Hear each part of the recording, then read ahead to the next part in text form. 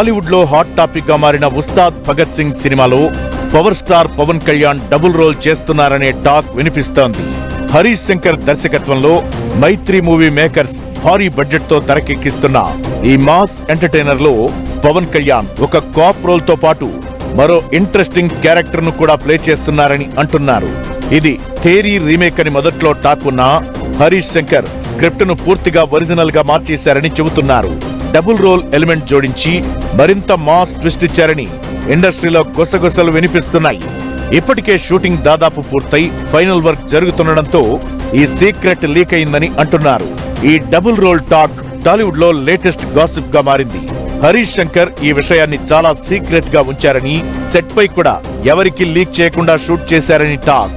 పవన్ కళ్యాణ్ ఒక సైడ్ లో intense cap అవతారంలో, మరో సైడ్ లో ఫ్యామిలీ ఎమోషన్ తో కనెక్ట్ అయ్యే రోల్లో కనిపిస్తారని అంటున్నారు.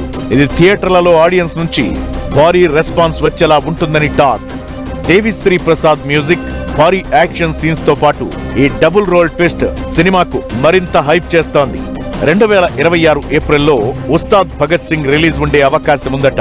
అయితే పవన్ డబుల్ రోల్ గాసిప్ ఇప్పుడు ఫ్యాన్స్ లో ఇంకా ఎక్సైట్మెంట్ పెంచుతోంది.